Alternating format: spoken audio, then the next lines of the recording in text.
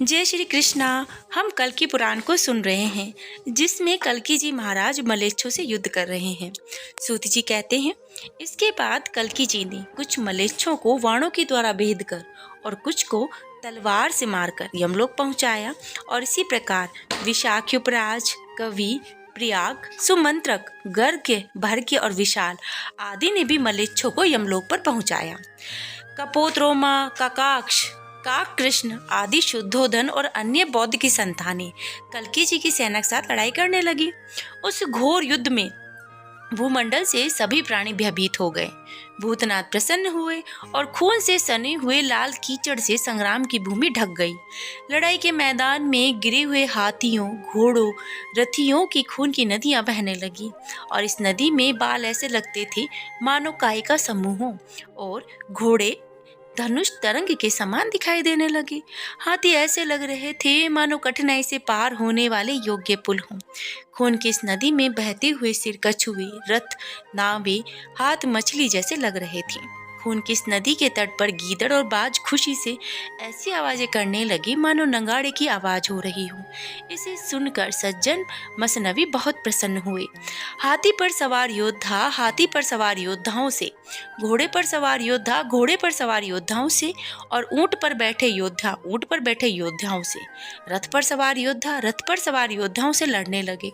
बाणों से बिंधे हुए हाथ, पांव, सिर शरीर से अलग होकर पृथ्वी पर गिरने लगे। बहुत से हारे हुए भयभीत योद्धा रोके जाने पर भी भस्म रमे जैसे धूल, धूसरित मुख, गेरुआ जैसे धारण हुए रक्त रंजित वस्त्र और बिखरे हुए बालों से सन्यासी जैसे लगने लगे और वो पलायन कर चुके थे।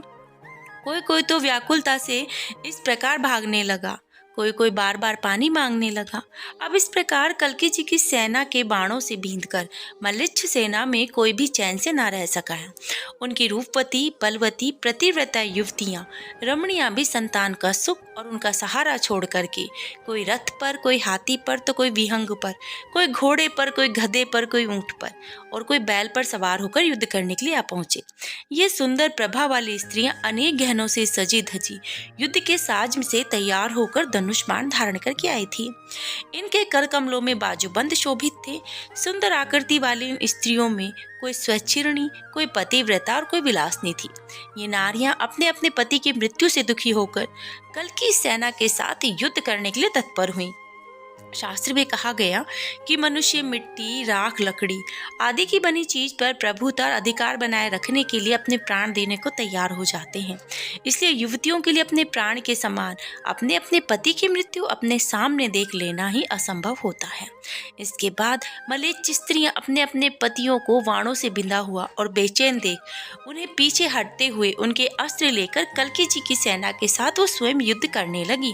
उन स्त्रियों को युद्ध करने को तत्पर देख कल्कि जी की सेना विस्मय से भर गई और उन्हें बड़ा आश्चर्य हुआ। उन्होंने कल्कि जी के पास जाकर यत्न पूर्वक यह समाचार सुनाया। युद्ध करने की इच्छा वाली स्त्रियों का हाल सुनकर महान बुद्धिमान कल्कि जी प्रसन्नता पूर्वक रथ पर चढ़कर सेना और सेवकों के साथ उस स्थान पर आ गए।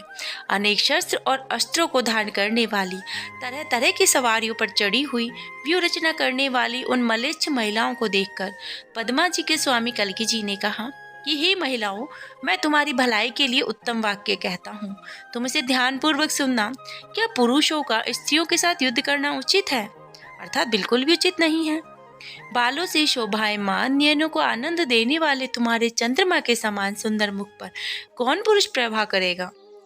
तुम्हारे वक्ष स्थल पर शिव विराजमान है। सुंदर हार में सर्प के समान उन स्तन रूपी महादेव को विभूषित किया है। इसे देखकर कामदेव का घमंड भी चूर हो जाता है, जो कि अत्यंत ही सुंदर है। उस पर कौन पुरुष प्रहार करेगा? तुम्हारे कलंक से रहित चंद्र मुख पर लहराते बाल ऐसे लगते हैं जैसे चकोर चांदनी का पान कर रहे हैं।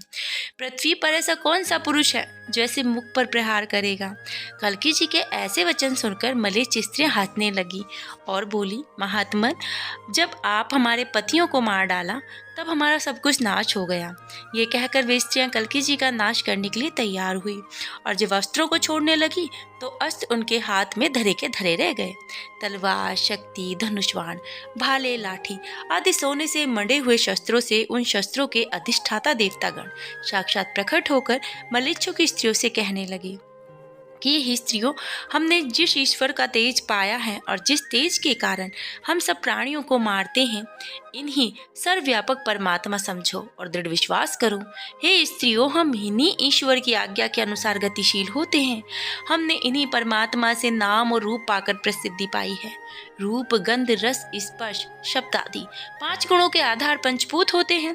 इनमें रहकर ही अपना अपना काम करते हैं। यही कल्कि जी वही परमात्मा है और इन्हीं की आज्ञा से काल, स्वभाव, संस्कार और संख्या आदि की आश्रयभूता परा प्रकृति, प्रकृत तत्व और अहंकार आदि उत्पन्न करती है। अब सृष्टि, स्थिति और प्रलय की रचना, पालन, पोषण और विनाश, संसार का कोई भी कार्य ईश्वर की माया के अतिरिक्त और कोई भी नहीं कर सकता। परमात्मा ही सबके आदि और अंत है। इससे ही संसार के सभी शुभ अशुभ बातें होती हैं और ये ही ईश्वर है। ये मेरा पति है, मैं इनकी स्त्री हूँ, ये मेरा पुत्र है, ये मेरा अपना है, ये मेरे बंधु बांधव हैं। ये सब बातें स्वप्न जैसी होती हैं और जादू जैसे तरह तरह के व्यवहार इनसे प्रकट हो रहे हैं।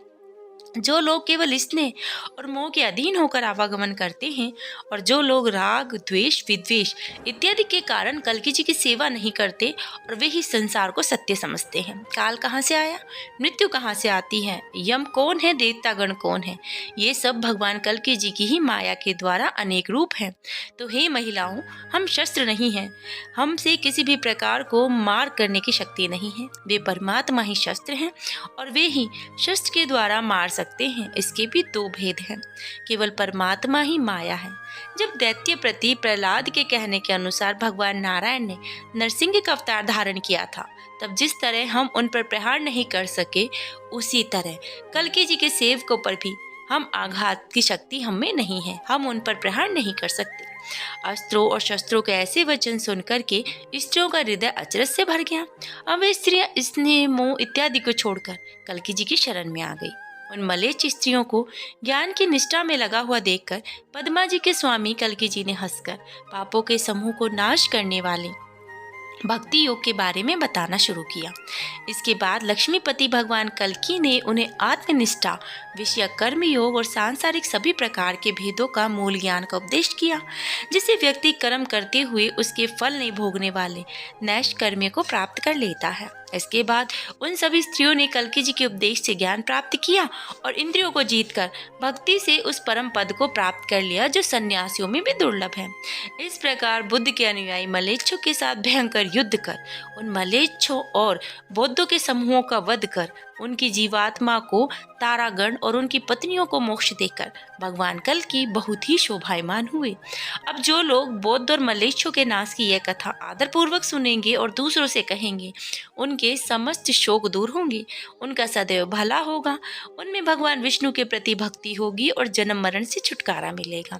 इस कथा को सुनने से सारी संपदा मिलती है, माया मोह दूर होता है और फिर संसार के दुखों से दुखी नहीं होना पड़ता। तो बोलिए कल्कि महाराज जी की जय। जय श्री कृष्णा। राधे राधे।